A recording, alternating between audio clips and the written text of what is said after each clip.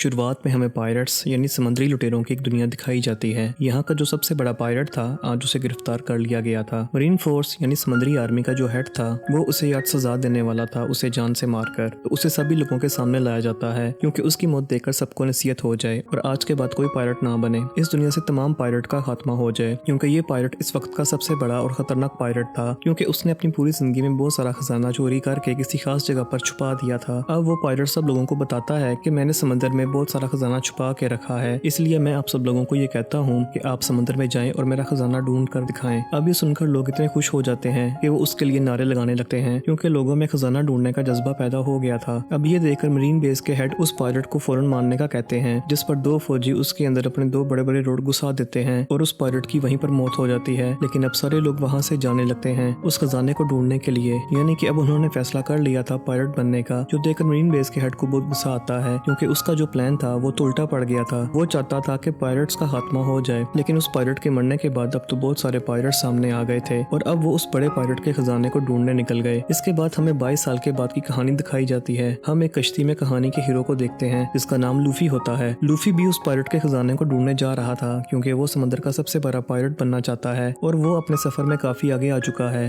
लेकिन जिस कश्ती में वो बैठा था अब उसमें पानी आना शुरू हो गया था, क्योंकि वो काफी दिन से सफर कर रहा था। अब वो डूब ना जाए इसीलिए जल्दी से एक ड्रम में जाकर बैठ जाता है। उसका सारा सामान पानी में तैरने लगा और वो ड्रम भी जिसमें वो छुपा हुआ था, पर यहाँ कम से कम वो डूबने से बच गया था। लेकिन फिर उसका ड्रम तैरते तैरते दो पायलट्स के जहाजों के बीच पहुंच जाता है, जिन दो जहाजों की आपस में लड़ाई हो रही थी। अब यहाँ बड़े शिप की कैप्टन एक औरत थी जिसको पकड़ने के लिए मरीन फोर्स ने बहुत सारा इनाम रखा हुआ था। वो फिर अपने साथियों के साथ मिलकर दूसरे जहाजों के लोगों पर हमला कर देती है। एक एक करके उन्हें बुरी तरह मार कर वो बंदी बना लेती है और उन्हें भी अपनी शिप में ले आती है। कैप्टन के साथी भी दूसरी शिप का सामान लूट कर अपने शिप में लाने लगते हैं। ये लोग उस ड्रम को भी उठाकर अपने शिप में ले आते हैं जिसमें लूफी छुपा हुआ था। जैसे ही रात हुई लूफी ड्रम से बाहर आ जाता है, लेकिन उसे बाहर आता हुआ एक लड़का देख लेता है जो वहाँ पर कैदी था और वो लूफी को देखकर डर जाता है, चीख मार देता है। लूफी उसके मुंह पर हाथ रखकर उसे चुप करवाता है और कहता है कि डरो मत, मैं तुम्हें कोई नुकसान नहीं पहुंचाऊंगा। जिसके बाद लूफी उसे अपने बारे में बताता है कि मैं एक पायलट हूँ, लेकिन वो कैदी लड़का कहता है कि तुम पायलट नहीं लगते क्योंकि तुम अच्छे लग रहे हो। जिस पर लूफी का जवाब था कि नहीं, सारे पायलट एक जैसे नहीं होते, कुछ अच्छे भी होते हैं। अब यहाँ हमें लूफी के बचपन का सीन दिखाया जाता है और हमें पता चलता है कि उसे बचपन से पायलट बनने का शौक था। लूफी को पायलट्स का एक हीरो भी बहुत पसंद था जो खुद भी एक पायलट था और लूफी उसे सिर्फ अपना ही हीरो समझता था। अब जब पायलट हीरो अपनी टीम के साथ वापस आता है तो लूफी उससे कहता है कि प्लीज मुझे भी अपनी टीम में शामिल कर लीजिए ना। जिस पर वो जवाब देता है, बेटा तुम अभी छोटे हो, पायलट बनने के लिए अभी तैयार नहीं हो, क्योंकि ये काम बहुत खतरनाक होता है। अब ये सुनकर लूफी को जोश आ गया। वो शिप की सबसे ऊंची जगह पर जाकर सबका ध्यान अपनी तरफ करता है और फिर चाकू अपने चेहरे पर घुसा कर निशान बना लेता है ताकि वो सबको दिखा सके कि मैं अब बच्चा नहीं रहा और पायलट बन सकता हूँ। कहानी वापस से प्रेजेंट टाइम मौजूदा वक्त में आ जाती है, जहाँ ये सारी बात लूफी उस कैदी लड़के को बता रहा था। वो लड़का उससे पूछता है कि तुम पायलट बनने का सपना कैसे देख सकते हो, क्योंकि पायलट बनना इतनी भी खास बात नहीं। इस पर लूफी जवाब देता है कि नहीं, पायलट होना बहुत अच्छा होता है, क्योंकि पायलट बनकर आप अपने साथियों के साथ समंदर की सैर कर सकते हैं, एडवेंचर पर जा सकते हैं और तो और पायलट्स को कोई कुछ कहता भी नहीं, वो आजाद होते हैं। इसलिए तो देखो मैं इतना खुश हूँ पायलट बनकर। कैदी लड़का कहता है कि मैं भी आजाद होना चाहता हूँ, लेकिन जो इस शिप की कैप्टन है उसने मुझे यहाँ पर कैद करके रखा हुआ है और वो मुझे आजाद कभी नहीं होने देगी। कैप्टन के खराटों की आवाज इतनी ज्यादा थी कि लूफी पूछता है, अरे ये क्या, ये कैसी आवाज है, क्या तुमने कोई समुद्री मॉन्स्टर पकड़ के यहाँ पर रखा हुआ है? जिस पर कैदी लड़का कहता है, अरे नहीं नहीं यार, ये तो हमारी कैप्टन के खराटों की आवाज है। अब वो कैदी लड़का लूफी को चुपके चुपके ऊपर लेकर जाता है और कहता है कि यहाँ अभी सब सो रहे हैं तो तुम यहाँ से भाग जाओ। अब जब लूफी वहाँ से जा रहा था तो उनकी आहट से सब लोगों को पता चल जाता है और वो नींद से उठ जाते हैं। जिसके बाद कैप्टन भी यहाँ पर आ जाती है। अब कैप्टन को लगता है कि कैदी लड़का मुझे धोखा दे रहा था, वो भी यहाँ से भाग रहा था, इसलिए वो अपने हथियार से इन दोनों पर हमला कर देती है। वो पहले कैदी लड़के को मारती है, लेकिन लूफी आके आकर उसके हथियार को साइड पर कर देता है। कैदी लड़के को बचा लेता है। इसके बाद वो अकेला ही कैप्टन और उसके साथियों से लड़ने लगता है। हालांकि कैप्टन के साथी उस पर गोलियां चलाते हैं, लेकिन एक भी गोली लूफी का कुछ बिगाड़ नहीं पाती। ये देखकर कैप्टन को गुस्सा आ जाता है और वो अपना भारी हथियार उठाकर लूफी के पेट पर जोर से मारती है। लेकिन तभी यहाँ पर लूफी अपने जिस्म को लचकदार बनाकर खींचता है और ऐसे उसके वार से बच जाता है। ये देखकर कैप्टन काफी हैरान रह जाती है कि इसने अपने जिस्म को लचकदार कैसे कर लिया। और फिर तभी लूफी अपने हाथों को भी लंबा लचकदार बनाकर शिप के दूसरी साइड पर चला जाता है। तब कैप्टन भी वहाँ पर आ जाती है। वो दोबारा से अपने हथियार से उस पर हमला करती है, लेकिन लूफी पीछे हट जाता है और तब शिप का व्हील टूट जाता है और वहाँ पर आग लग गई। सारी सूरत हाल को देखकर कैप्टन आग बुगला हो जाती है। उसे कैदी लड़के पर गुस्सा आ रहा था, इसलिए वो अपने हथियार से अब उस पर हमला करती है। लेकिन तभी सामने आ गया गया लूफी। हथियार उसके सर पर लगा, उसका सर कुचला गया, लेकिन हैरत उसे कुछ भी नहीं हुआ। जिसके बाद लूफी अपनी सबसे खतरनाक मूव यानी मारने का जो उसका सबसे अच्छा तरीका था वो उसका इस्तेमाल करता है। अपना हाथ लंबा लचकदार बनाकर बड़ा सा मुक्का बनाता है और उससे वो कैप्टन पर हमला करता है, जिससे यहाँ पर वो कैप्टन समंदर में दूर जाके गिरती है और उसका काम तमाम। अब वो सारे लोग लूफी की ताकतों को देखकर काफी हैरान भी हो जाते हैं और डर भी जाते हैं, इसलिए हार मान ली उन्होंने। अब लूफी तो अपने कारनामों से बहुत खुश था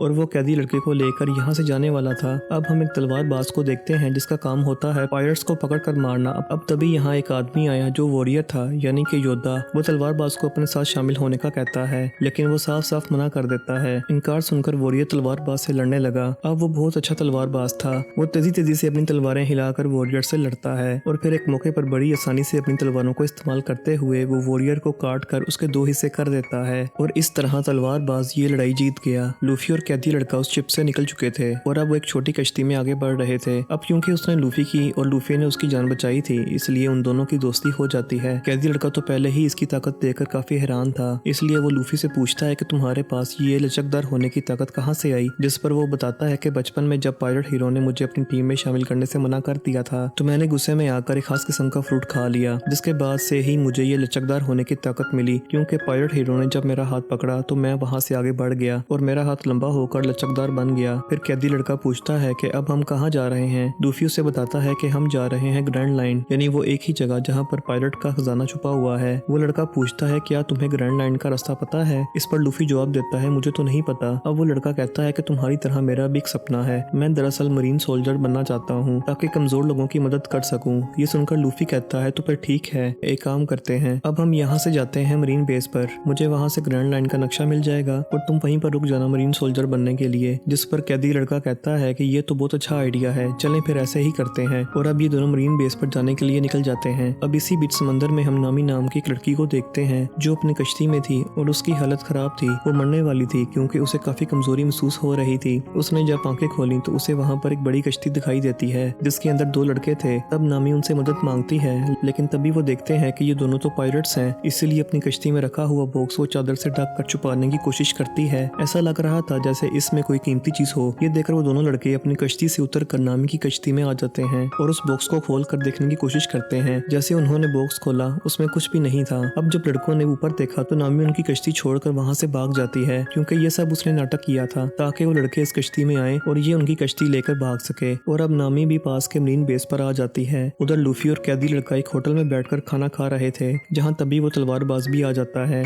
एक बच्ची उसके लिए अपने हाथों से खाना बनाकर लाती है, लेकिन तभी यहाँ पर मरीन कैप्टन का बेटा आ जाता है। वो बच्ची के हाथ से खाना छीन कर नीचे गिरा देता है और अपने पाँव से कुचल देता है, जिसके बाद वो बच्ची से काफी बुरा पेश आता है। बच्ची काफी परेशान हो गई, जो चीज तलवारबाज को पसंद नहीं आई, इसलिए वो मरीन कैप्टन के बेटे से कहता है कि बच्ची से माफी मांगो। इस पर वो बदतमीज बेटा हंस के कहता है क्या कहा मैं इस बच्ची से माफी मांगू, कभी नहीं हो सकता। ये देखकर वो तलवार निकालता है, जो देखकर तलवारबाज भी अपनी तलवार निकाल लेता है। सिर्फ 1-2 वार करके ही उसे हरा देता है। ये देखकर कुछ और लोग भी तलवारबाज की तरफ आते हैं उसे लड़ने के लिए, लेकिन एक को वो टांग मार के गिरा देता है, एक का सर टेबल पर मारता है और 2 के बाजुओं को पकड़कर उन्हें तोड़ देता है और साइड में फेंक के मारता है। एक को वो पकड़ के ऐसे घुमाता है कि उसे जोर से टांग मारता है। तभी यहाँ पर नामी भी आ जाती है। वो भी एक आदमी का सर टेबल पर मारती है और उसे जख्मी करके साइड में उठाकर ले जाती है। अब कैदी लड़का काफी डरा हुआ था, टेबल के नीचे छुप कर ही सब कुछ देख रहा था, जबकि लूफी इस लड़ाई को काफी एंजॉय कर रहा था। तलवारबाज ने सभी मरीन सोल्जर्स को मार दिया था, जिसके बाद वो पकड़ता है मरीन कैप्टन के बेटे को, उसे जान से मारने ही वाला था कि तभी वो लड़का कहता है कि प्लीज तुम मुझे छोड़ दो, मैं कैप्टन का बेटा हूँ, तुम जो मांगोगे वो तुम्हें दे देंगे। अब ये सुनकर तलवारबाज उसे फिलहाल के लिए छोड़ देता है और उसके डैड मरीन कैप्टन के पास आता है अपना इनाम लेने के लिए, क्योंकि उसकी ड्यूटी पायलट्स को मारने की भी थी। लेकिन मरीन कैप्टन कहते हैं कि पहले तुम्हें मुझे इनाम देना होगा, जो है तुम्हें 7 दिन के लिए मेरे पास कैद रहना होगा। इस पर तलवारबाज कहता है अगर तुमने मुझे कैद करने की कोशिश की तो सबसे पहले तुम्हारा बेटा मरेगा। अब ये सुनकर मरीन कैप्टन का बेटा भड़क जाता है। अपने डैड कहता है कि डैड ये आप क्या कर रहे हैं, पैसे दे दें इसको, लेकिन इसके डैड उसे ही मुक्का मारकर दूर फेंक देते हैं। मरीन कैप्टन तलवारबाज को कहता है कि तुम्हारी इस हरकत के बाद कोई भी मरीन बेस तुम्हें इनाम नहीं देगा, फिर चाहे तुम जितने मर्जी पायलट्स को मार लो। अब तुम्हारे पास 2 रास्ते हैं, या तुम हमारे साथ काम करो या फिर मेरे पास 7 दिनों के लिए कैद हो जाओ। इस पर तलवारबाज कहता है कि मैं तुम्हारे साथ काम तो नहीं करूंगा, लेकिन हाँ 7 दिनों के लिए कैद हो जाता हूँ। और अब उसे पकड़कर कैद कर लिया जाता है, उसे बांध दिया जाता है। अब अगले ही दिन लूफी भी यहाँ पर आ जाता है ग्रैंड लाइन के नक्शे को चुराने के लिए। लूफी ऊपर छोटे से रास्ते से आया था। वो जब देखता है कि तलवारबाज को वहाँ पर बांधा हुआ है तो उसकी रस्सियां खोलकर उसे आजाद कर देता है और जिस रास्ते से आया था वहाँ से ही वापस चला जाता है। उधर नामी एक मरीन ऑफिसर का यूनिफॉर्म चुरा कर उसे पहनकर अंदर घुस जाती है क्योंकि वो भी यहाँ पर ग्रैंड लाइन के नक्शा ही चुराने आई थी। लेकिन जब वो नक्शा ढूंढ रही थी तो तब दो मरीन ऑफिसर अंदर आ जाते हैं और उससे पहचान लेते हैं कि नामी कोई मरीन ऑफिसर नहीं है बल्कि इसने तो सिर्फ वर्दी ही पहनी हुई है, इसीलिए वो उस पर हमला कर देते हैं। लेकिन वो भी जल्दी से आगे बढ़ी एक ऑफिसर को तो वो अपनी टांग में ही लपेट कर नीचे गिरा देती है और रोड से दूसरे ऑफिसर का काम तमाम कर देती है। इतनी ही देर में छत तोड़कर यहाँ पर लूफी भी आ जाता है क्योंकि उसने सारी बात सुन ली थी और अब इन दोनों को ही पता चल गया था कि हम यहाँ पर ग्रैंड लाइन का नक्शा चुराने आए हैं। अब लूफी मरीन कैप्टन के ऑफिस जाने लगता है क्योंकि ग्रैंड लाइन का नक्शा वहीं पर ही रखा हुआ है। तभी नामी भी उसके पीछे पीछे जाने लगती है पर तभी अचानक इनके सामने मरीन कैप्टन आ जाता है और क्योंकि नामी ने यूनिफॉर्म पहना हुआ था तो वो उसे मरीन ऑफिसर ही समझता है। नामी यहाँ पर उससे बताती है वो दरअसल मैंने इस कैदी को अभी पकड़ा है तो मैं इसे जेल में डालने जा रही थी,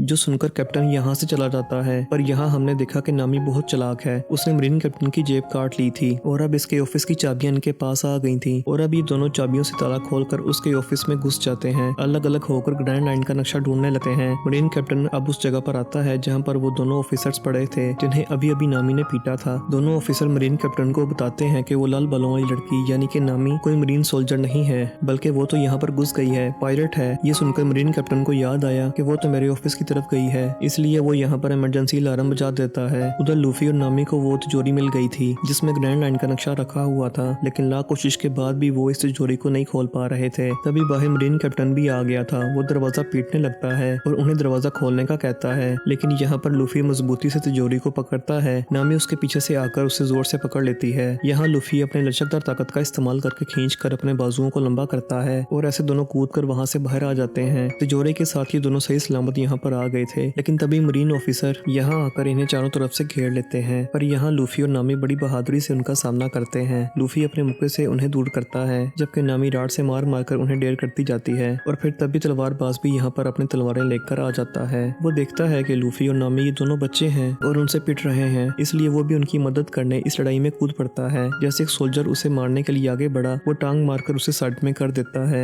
और फिर कूद कर एक ऑफिसर के ऊपर गिरता है। दूसरे को वो तलवार से मारकर साइड पर करता है और ऐसे तीनों ही सभी मरीन सोल्जर्स को मार देते हैं। ये तीनों अभी खड़े ही थे कि तभी यहाँ पर मरीन कैप्टन आ जाता है। वो इनसे लड़ने ही आया था क्योंकि उसके हाथ पर ब्लेड वाला हथियार लगा हुआ था जिससे वो इन पर हमला कर देता है, लेकिन तभी सामने आया लूफी और तलवारबाज जो उससे लड़ने लगते हैं। हालांकि तलवारबाज अपनी दो तलवारों से उसे लड़ रहा था, लेकिन मरीन कैप्टन बहुत बहादुर था, वो उस पर भारी पड़ता जा रहा था तो इसलिए तलवारबाज को अपनी तीसरी तलवार भी निकालनी पड़ती है। यहाँ लूफी भी अपनी लचकदार ताकत का इस्तेमाल करके अपने बाजुओं को लंबा करके उसका सामना करता है, लेकिन मरीन कैप्टन इसका हाथ बआसानी पकड़ लेता है। अब तलवारबाज अपनी तीसरी तलवार को मुंह में रखता है और तीनों तलवारों से कैप्टन से लड़ने लगता है। एक तलवार उसने जैसे कैप्टन को मारी वो उछल कर दूर जाके गिरता है और अब यहाँ लूफी भी अपने खास मूव का इस्तेमाल करता है, यानी कि बाजुओं को लंबा सा करके बड़ा सा मुक्का बनाकर कैप्टन के मुंह पर मारता है जिससे वो और दूर जाके गिरता है और वहीं ढेर हो गया। और अब आखिरकार वो यहाँ पर मरीन आर्मी और उसके कैप्टन से बच गए थे, जिस वजह से तलवारबाज इनकी और मदद करता है। वो तिजोरी को उठाकर लूफी की कश्ती तक लेकर जाता है। इससे पहले कि ये यहाँ से जाते हैं मरीन कैप्टन का बेटा यहाँ पर आ जाता है गन्स लेकर, लेकिन तभी यहाँ पर आ जाता है कैदी लड़का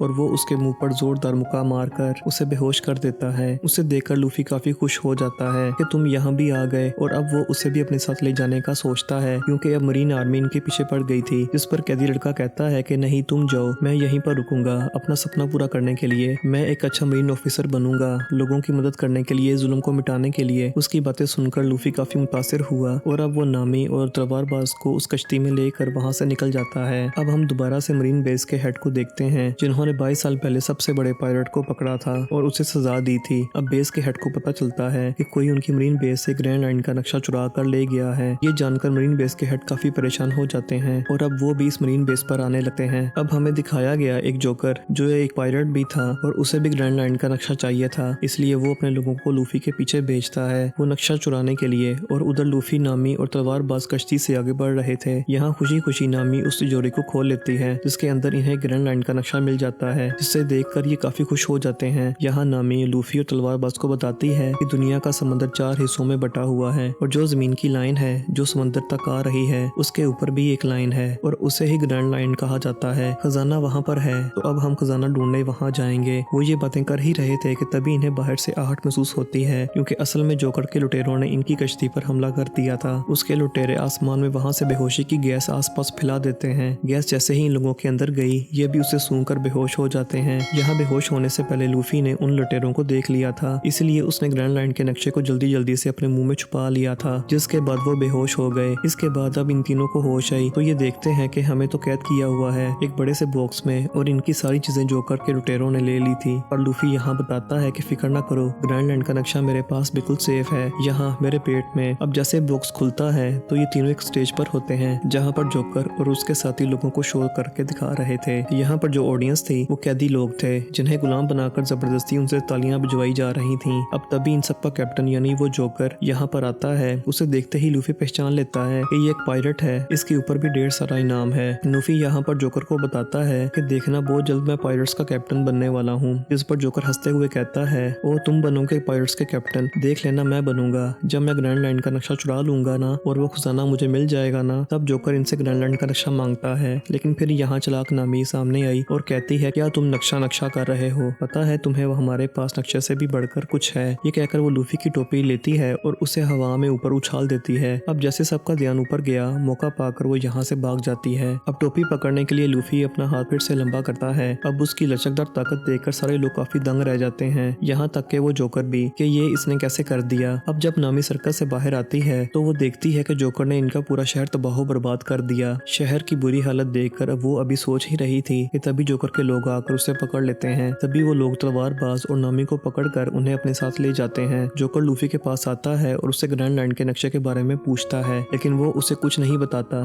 जिस वजह से जोकर को गुस्सा आ गया और वो लूफी को सजा देने के लिए उसके हाथ पांव बांध देता है और उन्हें खिंचवा कर और लंबा लचकदार कर देता है, क्योंकि उसे लग रहा था कि ऐसा करने से लूफी को तकलीफ होगी। लेकिन लूफी तो हंस रहा था, क्योंकि उसे तकलीफ नहीं हो रही थी बल्कि मजा आ रहा था। अब जब जोकर लूफी के पास आया तो वो उसकी टोपी देखकर पहचान लेता है कि ये तो पायलट हीरो की टोपी है। तब यहाँ जोकर उसे बताता है कि जब मैं तुम्हारी उम्र का था ना, तभी मैं और पायलट हीरो एक ही टीम में हुआ करते थे, लेकिन उसने मुझे धोखा दे दिया। अब लूफी से नक्शा लेने के लिए जोकर यहाँ पर एक चाल चलता है। वो उसके सामने एक बच्चे को लाता है और कहता है कि अगर तुमने नक्शा ना दिया तो मैं इसे मार दूंगा। ये देखकर लूफी को गुस्सा आ गया और वो जैसे तैसे खुद को छुड़वा लेता है और यहाँ पर अपनी सबसे खास मूव का इस्तेमाल करता है, यानी कि लंबी बाजू करके बड़ा सा मुक्का बनाकर वो जोकर के मुंह पर जोर से मारता है, जिससे उसका सर ही टूटकर जिस्म से अलग होकर दूर जाके गिरता है। पर हैरत, सर अलग होने के बाद भी जोकर मरा नहीं था बल्कि जिंदा था। उसका कटा हुआ सर बोल रहा था, हंस रहा था और जो जिस्म था वो भी अपना काम कर रहा था। और फिर तभी उसका सर दोबारा से आकर उसके जिस्म के साथ लग जाता है। ये देखकर लूफी काफी हैरान हो जाता है। तब जोकर उससे बताता है कि तुम्हारी तरह मैंने भी वो खास किस्म का फल खाया था, तो तब मुझे ये ताकत मिली, यानी कि मैं अपने जिस्म को हिस्सों में काट भी सकता हूँ और दोबारा से जोड़ भी सकता हूँ। अब जोकर वहीं खड़े खड़े अपना हाथ अलग करता है और हाथ को लूफी के पास भेजकर जो बेहोशी वाली गैस है उसे फिर से फोड़ देता है, जिससे लूफी बेहोश हो जाता है। उधर नामी और तलवारबाज को अब कैद कर दिया गया था, लेकिन यहाँ पर नामी के पास ताला खोलने की चाबी थी, जिसकी मदद से वो ताला खोलने लगती है। लेकिन तभी यहाँ पर जोकर का साथी आ गया। वो तलवारबाज के पास आकर कहता है कि तुमने मेरे भाई और मेरे लोगों को बड़ा भगा कर मारा था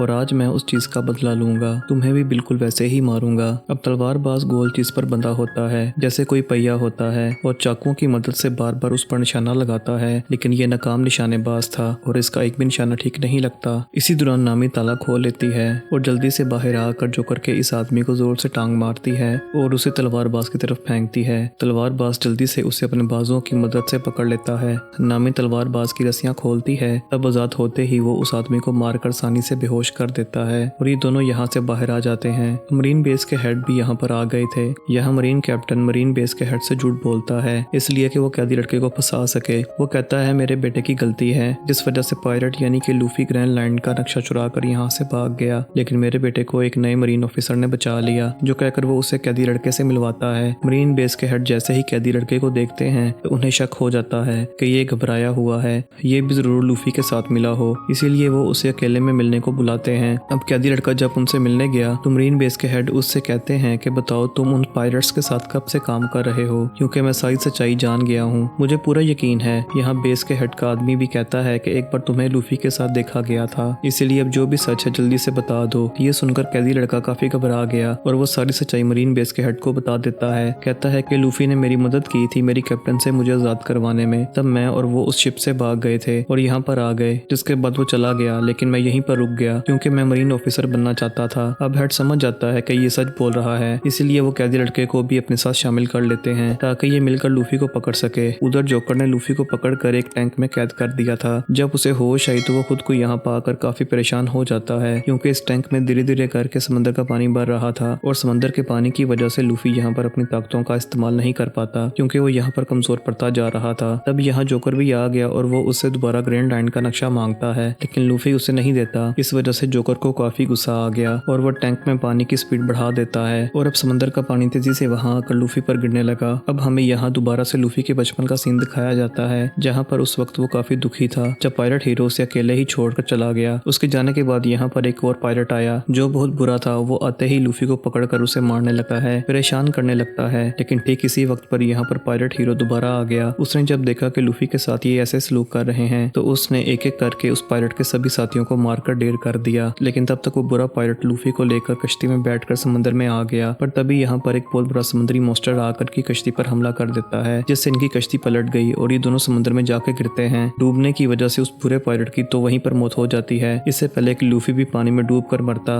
यहाँ पर पायलट हीरो आकर उसकी जान बचा लेता है, जिसके बाद वो समुद्री मॉन्स्टर दोबारा से ऊपर आया इन पर हमला करने के लिए। वो अपना बड़ा सा मुंह खोलकर लूफी को खाने ही वाला था कि तभी इसके सामने पायलट हीरो आकर उसे बचा लेता है। मॉन्स्टर ने जैसे अपना मुंह बंद किया, पायलट हीरो मॉन्स्टर की आंखों में आंखें डालकर देखने लगता है। इससे मॉन्स्टर काफी डर गया और वहां से वापस भाग जाता है, लेकिन लूफी देखता है कि उस मॉन्स्टर ने पायलट हीरो का बाजू खा लिया है, जिससे छोटे लूफी को बहुत दुख हुआ। तो अब यहाँ पर लूफी को एहसास हो गया कि वाकई अभी मैं बच्चा हूँ, पायलट बनने के लायक नहीं हूँ। अब पायलट हीरो यहाँ से जाने वाला था। जाते जाते वो लूफी को अपनी टोपी देता है, जो लूफी के पास उसकी आखिरी निशानी थी, जिसे प्रेजेंट टाइम में जोकर लूफी के सामने ही खराब कर रहा था। पर वो अपनी टोपी बचाने के लिए कुछ कर नहीं सकता था, क्योंकि पानी बढ़ने से वो टैंक में डूबता जा रहा था। पर इस वजह से उसे बहुत गुस्सा था। इतनी ही देर में यहाँ पर नामी और तलवारबाज आ गए। नामी रोड को टैंक पर जोर से मारती है, जिससे टैंक पर दरारें पड़ जाती हैं। लूफी भी तब तक पानी में बेहोश हो गया था। अब इन दोनों को देखकर जोकर काफी घबरा गया। आसपास अपने साथियों को देखने लगता है ताकि मदद के लिए बुला सके, लेकिन नामी और तलवारबाज ने तो पहले उसके साथियों का काम तमाम कर दिया था। दरारें काफी गहरी हो गई थी,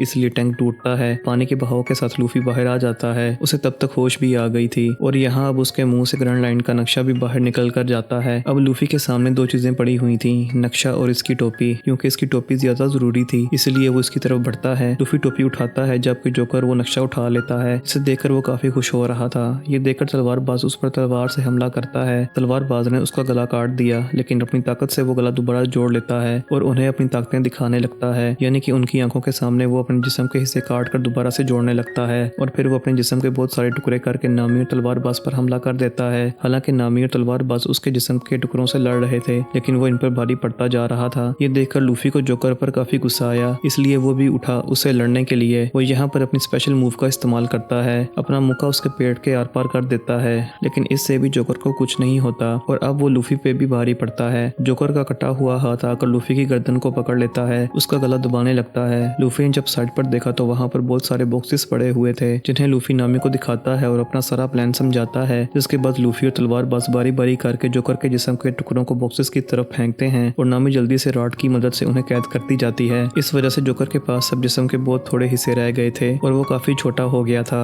और अब यहाँ पर लूफी अपनी खास ताकत का इस्तेमाल करता है। वो अपने दोनों बाजुओं को लंबा करके बड़े बड़े हाथ बनाता है, दोनों हाथों से एक साथ इस पर हमला करके उसे वहां से उड़ा देता है। जिसके बाद लूफी वो नक्शा नामी को दे देता है, क्योंकि अब इसे इन दोनों पर भी यकीन हो गया था और ये अच्छे दोस्त बन गए थे। अब ये तीनों मिलकर वहाँ पर कैद लोगों को आजाद करवाते हैं, जिन्हें ऑडियंस बनाकर वहाँ पर बिठाया गया था। उधर मरीन बेस के हेड ने मरीन कैप्टन को गिरफ्तार कर लिया था और उन्हें वहाँ पर बांध दिया था, क्योंकि हेड जान चुका था कि ये अच्छा मरीन कैप्टन नहीं है, ये बहुत ही बुरा है और नाइंसाफी करता है, बहुत जालिम भी है। मरीन बेस के हेड ये फैसला करते हैं कि अब मैं खुद अपनी नई मरीन आर्मी बनाकर लूफी को पकड़ने के लिए निकलूंगा। उनकी नई मरीन आर्मी सामने खड़ी हुई थी, जिसमें कैदी लड़का और मरीन कैप्टन का बेटा भी शामिल था, जिसके फौरन बाद ही लूफी को पकड़ने के लिए समुद्र में निकल जाते हैं। उधर लूफी सबको आजाद करवा कर अपने दोनों साथियों नामी और तलवारबाज को लेकर कश्ती में बैठकर वहां से निकल जाता है। अब तभी नामी अकेले में जाती है और किसी को कॉल करके बताती है कि ग्रैंड लाइन का नक्शा मेरे पास आ गया है और अब मैं आ रही हूँ, लेकिन जिससे यहाँ हम समझ पाए कि नामी उन्हें धोखा दे रही है और वो किसी और के साथ मिली हुई है। अब यहाँ से हमें 7 साल के पहले का वक्त दिखाया जाता है, जहाँ पर एक बच्चा जो दरअसल लूफी का दोस्त था, वो अपने गाँव में हर वक्त ये अफवाह फैलाता रहता था कि लुटेरे आ गए, जल्दी से छुप जाएं। इस वजह से सब लोग काफी डर जाया करते थे और फौरन अपने अपने घरों में जाकर छुप जाते थे। अब लोगों को लगता था कि वो सच बोलता है, लेकिन लेकिन कुछ अरसे के बाद लोगों को ये एहसास हुआ कि वो झूठ बोलता था। यहाँ पर कोई लुटेरे नहीं आया करते थे, इसलिए अब कोई उसकी बात का यकीन नहीं करता। वो लोग डरते नहीं और ना ही अपने घरों में जाकर छुपते हैं। अब कहानी वापस आ जाती है प्रेजेंट टाइम में, जहाँ वो बच्चा यानी कि लूफी का दोस्त बड़ा तो हो चुका है, लेकिन अभी भी वो अफवाहें फैलाता है कि लुटेरे आगे जल्दी से छुप जाओ। लेकिन अब कोई उसकी बात का यकीन नहीं करता। उधर लूफी और उसके साथी जब आगे बढ़ रहे थे तो उनका शिप खराब हो जाता है, क्योंकि उसमें सुराख हो गया था और पानी अंदर आ रहा था। तो इसलिए अब ये लोग नई शिप खरीदने के लिए उसी लड़के यानी लूफी के दोस्त के आइलैंड पर आ जाते हैं और अपने पुराने शिप को पानी में ही डुबो देते हैं, ताकि इसके जरिए कोई इन तक पहुंच ना सके। मरीन बेस के हेड अपनी टीम को लेकर आगे बढ़ रहे थे लूफी को पकड़ने के लिए। जोकर इन बॉक्सेस में से अपने जिस्म के सारे हिस्से वापस ले चुका था, जिन्हें चुरा कर अब वो पहले जैसा बन गया था। वो भी वहां पर खड़ा ही था कि तभी उसके पास अजीब सा मछुआरा आता है और कहता है कि चलो मेरे साथ, तुम्हें हमारे मछुआरे के हेड ने बुलाया है। पर जोकर उसके साथ जाने से मना कर देता है और वहां से भागने की कोशिश करने लगा, लेकिन तभी वो अजीब मछुआरा उसके मुंह पर जोरदार मुक्का मारता है, जिससे जोकर वहीं पर बेहोश हो जाता है। तब मछुआरा उसे उठाकर अपने साथ ले आया। उधर लूफी उस आइलैंड पर फिर रहा था और अपने लिए नई शिप की तलाश कर रहा था, जहाँ पर एक शिप उसे पसंद आ भी जाती है। वो जब उसे पास से देखने गया तो इस शिप में लूफी का वही दोस्त था जो बचपन में अफवाहें फैलाया करता था। यहाँ वो लूफी से मिलता है और उसे बताता है कि मैं इस शिप की देखभाल करता हूँ, अगर तुम्हें शिप चाहिए तो चलो मैं तुम्हें अपनी दोस्त से मिलवाने ले चलता हूँ, क्योंकि ये शिप उसकी है, बल्कि शिप तो क्या पूरा आइलैंड ही उसका है। जो सुनकर लूफी नामी और तलवारबाज उससे मिलने के लिए तैयार हो गए और अब लूफी का दोस्त इन तीनों को अपनी दोस्त से मिलवाने ले जाता है उसके घर पर, जहाँ उसका घर हम देखते हैं वो शानदार खूबसूरत था, क्योंकि वो लड़की बहुत अमीर थी। जिसके बाद वो लड़की अंदर से निकलकर बाहर आती है। उसके साथ उसका दोस्त भी था जिसका नाम क्लैडोर था। अब इस अमीर लड़की की कल 18वीं बर्थडे थी, तो उसका दोस्त यहाँ आकर पहले उसे बर्थडे विश कर देता है। वो फिर अमीर लड़की से लूफी नामे तलवारबाज को भी मिलवाता है, ये कहकर ये तीनों भी मेरे साथी हैं। तब अमीर लड़की लूफी के दोस्त को कहती है कि आज तुम और तुम्हारे साथी यहीं पर रुक जाओ हमारे साथ रात का खाना खाने के लिए। यहाँ पता चला कि अमीर लड़की के मॉम डैड मर चुके हैं और अब वो इस घर में बिल्कुल अकेली रहती है, इसीलिए उसका दोस्त क्लैडोर और नौकर ही उसकी देखभाल करते हैं। अब वो अमीर लड़की जब अकेली बैठी थी तो खुफिया रास्ते से वो लड़का यानी लूफी का दोस्त उसके पास आता है। बर्थडे गिफ्ट के तौर पर वो उसे समंदर से लाया हुआ मोती देता है और उसे खुश करने के लिए यहाँ बड़ी बड़ी बातें करता है कि मैं कई बार समंदर में जाकर एडवेंचर कर चुका हूँ। बातों के दौरान ही लड़की को खांसी होने लगी। तभी लूफी का दोस्त उसे चाय लाकर पिलाता है, जिससे उसकी तबीयत थोड़ी बेहतर होती है। लूफी और नामी कपड़ों वाले कमरे में जब गए तो वो ये सोचकर काफी परेशान हो रहे थे कि यहाँ पर तो इतने सारे कपड़े हैं, हम कौन से पहने। यहाँ पर तभी तलवारबाज भी आ जाता है और वो इन दोनों से पूछता है कि अमीर लड़की के साथ जो उसका दोस्त था क्लैडोर, क्या तुम्हें वो जाना पहचाना सा लग रहा है? मुझे तो लग रहा है, मुझे ऐसा महसूस हो रहा है जैसे पहले मैं उससे मिल चुका हूँ। जिस पर लूफी और नामी कहती है कि नहीं तो हमें तो नहीं ऐसा लगता। उधर वहीं क्लैडोर अपनी मीठी मीठी बातों में अमीर लड़की को फंसा कर उसे काफी खुश कर देता है। अमीर लड़की उसके गले से लग जाती है और कहती है कि मैं तुम्हें अपना सबसे अच्छा दोस्त मानती हूँ, तुम मेरे सबसे करीब हो। पर क्लैडोर तो असल में उसका दोस्त नहीं बल्कि दुश्मन था, क्योंकि वो अमीर लड़की को मारने के लिए दोनों नौकरों के साथ मिलकर प्लान बना चुका था, ताकि उसके मरने के बाद सब कुछ उसका हो जाए और वो इस आइलैंड पर राज कर सके। इसी वजह से क्लैडोर हर रोज लड़की को थोड़ा थोड़ा जहर दे रहा था, जिस वजह से वो लड़की बीमार रहती है। यहाँ दोनों नौकरों ने मिलकर लड़की को मारने के लिए बहुत सारा जहरीला सूप बनाया हुआ था, ताकि उसकी 18वीं सालगिरह से पहले ही वो उसको मार दें। फिर रात को बर्थडे पार्टी होती है, जहाँ पर लूफी नामी और तलवारबाज पार्टी को काफी एंजॉय करते हैं, मजे मजे के खाने खाते हैं। यहाँ नामी एक आदमी से बात करती है जो कि यहाँ का खास आदमी था, क्योंकि वो अमीर लड़की का सारा बिजनेस और लेन देन संभालता था।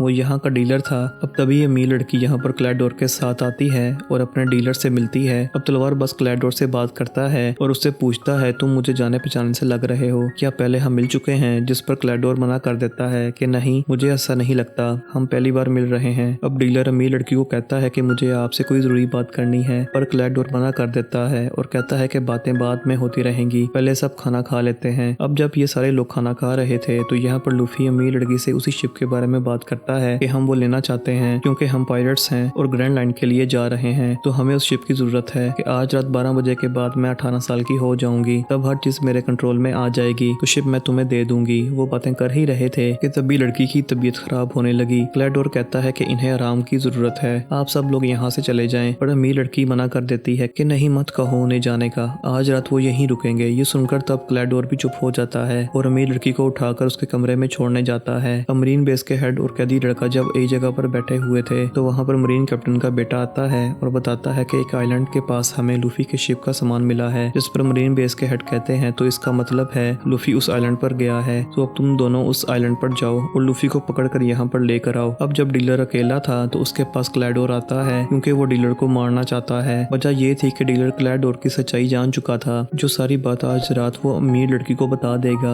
अब यहाँ हमने देखा कि क्लैडोर के पास भी तेज चलने और दौड़ने की स्पीड और ब्लेड की ताकत है। उसके हाथ में 5 ब्लेड लगे हुए थे। वो उन्हें डीलर के अंदर घुसा कर उसे बहुत बुरी तरह मार देता है। अब हम जोकर को देखते हैं जिसे वो मछुआरा अपने हेड के पास उठाकर ले आया था। हेड जोकर को कहता है कि मैं यहाँ का सबसे बड़ा और खतरनाक पायरेट हूँ, अगर तुम यहाँ पर कुछ लूटोगे तो आधा हिस्सा मुझे भी दोगे। जिस पर जोकर कहता है लेकिन मैं तो कुछ भी नहीं कर पा रहा। लूफी नाम का एक लड़का है, वो ही यहाँ पर हर जगह घूम रहा है। उसके पास एक ग्रैंड लाइन का नक्शा भी है, वो ही उस खजाने को ढूंढ लेगा। इस पर मछुआरों का हेड कहता है कि कौन लूफी, कहाँ है वो इस वक्त। जोकर कहता है कि तुम मुझे छोड़ दो, मुझे फिलहाल पता नहीं है कि वो कहाँ है, लेकिन उसे ढूंढने में मैं तुम्हारी मदद कर सकता हूँ। जिस पर वो हेड मानकर उसे छोड़ देता है। अब लूफी और तलवार बस खाना खाने और शराब पीने अपने अपने कमरों से बाहर आते हैं और अब ये दोनों मिलकर किचन में जाते हैं जहाँ पर लूफी का दोस्त पहले से ही मौजूद था और अब ये तीनों यहाँ पर बातें करने लगते हैं। अब नामी भी अपने कमरे से बाहर आकर यहाँ पर सामान चुराने लगती है, जिसके बाद वो अमीर लड़की के कमरे में जाती है। वो लड़की नामी के हाथ में सामान का थैला देखकर समझ जाती है कि ये चोरी कर रही है, लेकिन यहाँ वो फिर भी नामी को कुछ नहीं कहती, बल्कि दोस्तों की तरह ही उससे बातें करने लगती है। बातों ही बातों में लूफी का दोस्त बताता है कि मेरे डैड भी काफी बड़े पायलट थे, लेकिन फिलहाल वो लापता है। अब उसका नाम सुनकर लूफी एकदम से बोलता है, अच्छा वो,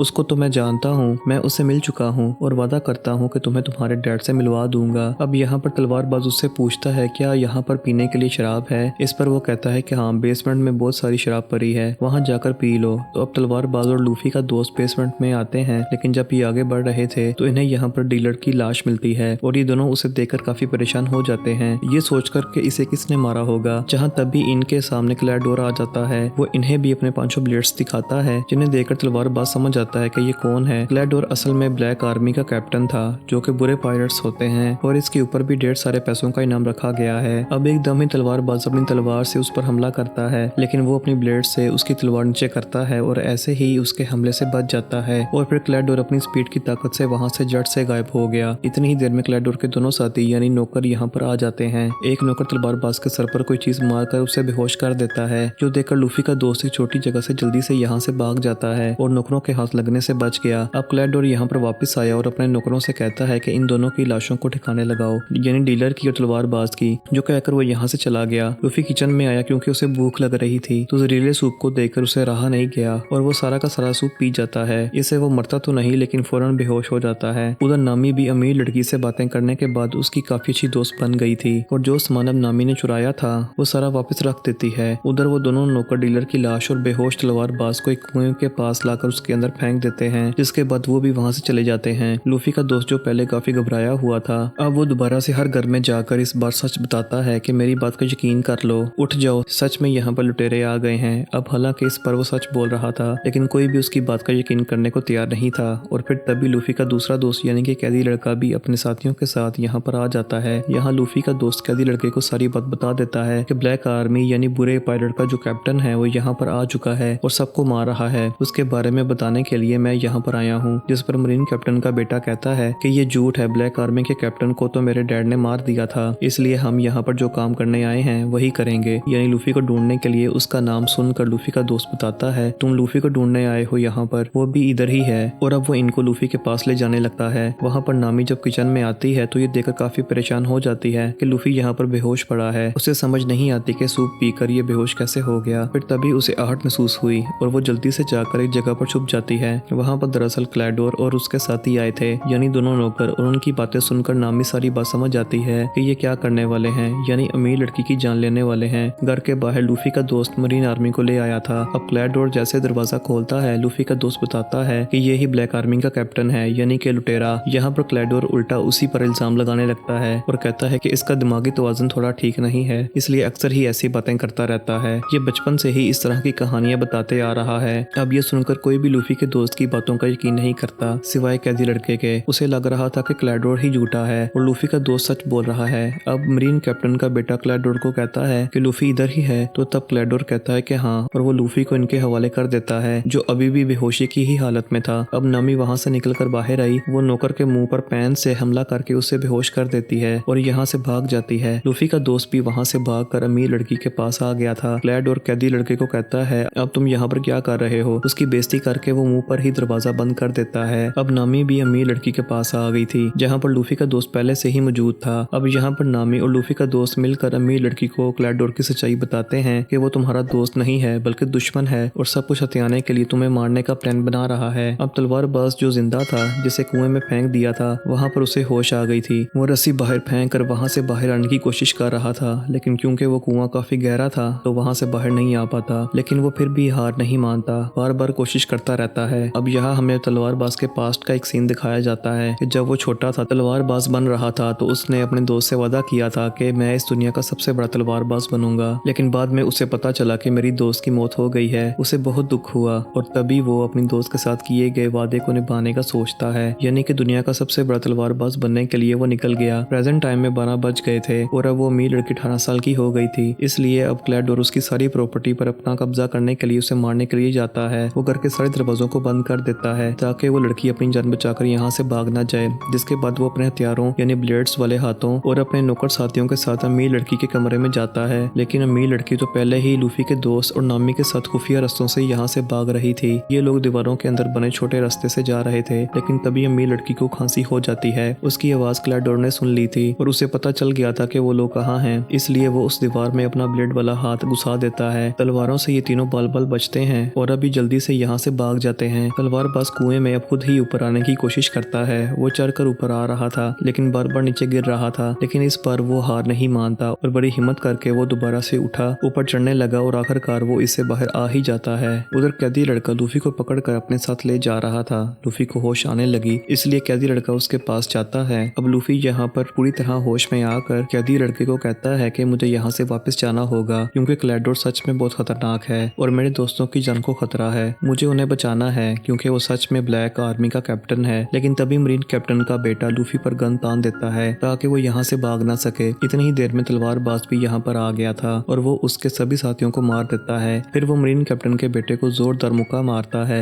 जिससे वो वहीं बेहोश होकर गिर जाता है। जिसके बाद लूफी और तलवारबाज अपने साथियों को बचाने के लिए निकल जाते हैं। घर में वो तीनों यानी कि अमीर लड़की, लूफी का दोस्त और नामी एक पुराने कमरे में आकर छुप जाते हैं। लेकिन तभी क्लैडोर भी यहाँ पर आ जाता है। उसे शक था कि वो यहीं पर हैं, इसीलिए वो उन्हें ढूंढने लगता है। इस दौरान लूफी और तलवारबाज भी जैसे तैसे घर का एक रास्ता खोलकर अंदर आ ही जाते हैं। लूफी जाता है ऊपर, तलवारबाज दूसरी साइड पर। तलवारबाज के सामने क्लैडोर के दोनों नौकर साथी आ जाते हैं तो वो जल्दी से अपनी तलवार पकड़कर उनसे लड़ने लगता है। अमीर लड़की और नामी जैसे बाहर आए, क्लैडोर जल्दी से आगे आकर उन्हें पकड़ लेता है। वो उन्हें बस मारने ही वाला था कि तभी लूफी का दोस्त अपने हथियार से उस पर निशाना लगाता है, लेकिन इस बार भी वो बच जाता है। क्लैडोर को कुछ नहीं होता। अब क्लैडोर फुल स्पीड के साथ उसके पास आया और उस पर हमला करके उसे दूर फेंक देता है। फिर वो अमीर लड़की और नामी के पास आया। उसने अपना ब्लेड वाला हाथ ऊपर उठाया अमीर लड़की को मारने के लिए, लेकिन तभी पीछे लूफी आ गया जिसने अपना हाथ लचकदार बनाकर लंबा करके उसे पकड़ लिया और ऐसे अमीर लड़की को बचा लिया। जिसके बाद अब लूफी क्लैडोर से लड़ने लगा है। लचकदार ताकत का इस्तेमाल करके वो उसे उठा कर मार रहा था, पर क्योंकि क्लैडोर काफी खतरनाक और ताकतवर था इसलिए लूफी ज्यादा देर तक उसका मुकाबला नहीं कर पाता। क्लैडोर बहाने से काफी बार लूफी पर हमला करता है, जिस वजह से अब लूफी को थोड़ा रुकना पड़ता है। लेकिन फिर मौका पाकर लूफी उसके मुंह पर जोरदार मुक्का मारता है और वो दूर जाके गिरता है। तलवारबाज भी दोनों नौकरों से लड़कर उन्हें खूब मार रहा था। एक पर वो तलवार से ऐसा हमला करता है कि सीढ़ियों से नीचे फेंक देता है और ऐसे वो इन पर भारी पड़ रहा था। उधर क्लैडोर भी अब आमने सामने आकर लूफी से लड़ता है और अपने ब्लेड से उसे दूर फेंक फेंक के मारता है, लेकिन इसका असर लूफी पर ज्यादा नहीं होता। वो बड़े आराम से बार बार बच रहा था। अब यहाँ पर लूफी अपनी सबसे खास मूव का इस्तेमाल करता है। वो लचकदार ताकत का इस्तेमाल करके अपनी गर्दन को लंबी करता है और उससे क्लैडोर पर हमला करके बाहर फेंक के मारता है। लेकिन तलवारबाज भी उसके दोनों साथियों को हराकर बंदी बना लेता है, यानी कि उन्होंने उन तीनों को ही पकड़ लिया था। अब इस तरह इन सब दोस्तों ने इनसे लड़ाई की, इन्हें हराया, लेकिन नामी कहती है हमें जल्दी से यहाँ से निकलना चाहिए क्योंकि मरीन आर्मी जान चुकी है कि हम यहाँ पर हैं और हमें पकड़ने वो यहाँ पर आती ही होगी। पर क्योंकि भागने के लिए इनके पास कोई शिप नहीं था इसलिए अमीर लड़की इन्हें वही वाला शिप दे देती है। अब यहाँ पर अफवाह वाला लड़का यानी लूफी का दोस्त भी इनके साथ सफर पे जाने के लिए तैयार हो जाता है और अब ये चारों शिप में बैठकर इस आइलैंड से निकल जाते हैं। हम देखते हैं क्लैडोर अभी मरा नहीं था बल्कि जिंदा बच गया था और वो भी कश्ती में बैठकर उस आइलैंड से निकल चुका था। कैदी लड़का वापस आ गया था जहाँ वो मरीन बेस के हेड से माफी मांगता है कि प्लीज मुझे माफ कर दीजिए, मैंने बहुत कोशिश की पर मैं लूफी को पकड़ नहीं पाया। हेड उससे कहता है कि परेशान मत हो, तुमने कोशिश भी की और अपना काम भी पूरा कर दिया, तुम उन लोगों को आइलैंड से बाहर ले आए, यही बहुत है, अब हम उन्हें पकड़ लेंगे। वो ऐसा इसलिए कह रहा था क्योंकि अपनी दूरबीन से वो लूफी की शिप को देख पा रहा था। मरीन बेस का हेड कहता है कि जल्दी से उनकी शिप पर हमला कर दो। उधर वो सारे लोग अपने इस नए शिप पर काफी एंजॉय कर रहे थे, हंसी खुशी अपने सफर पर आगे बढ़ रहे थे। लेकिन तभी इन पर बॉम्ब्स की बारिश होने लगती है। ये देखकर सारे दोस्त ऊपर आए। लूफी दूरबीन से देखता है कि ये कौन कर रहा है और उसे वहां पर मरीन बेस के हेड दिखाई देते हैं। उन्हें देखकर लूफी काफी हैरान होकर कहता है कि ये तो मेरे दादाजी हैं। अब ये सुनकर वो तीनों ही काफी हैरान रह जाते हैं। यानी लूफी का दोस्त नामी तलवारबाज, क्या ये तुम्हारे दादाजी हैं? लूफी के हाँ बोलने पर वो सोच में पड़ जाता है कि ये आखिर ऐसा क्यों कर रहे हैं। उनकी हैरानगी के साथ इस सीजन का ये पहला पार्ट इधर ही खत्म हो जाता है।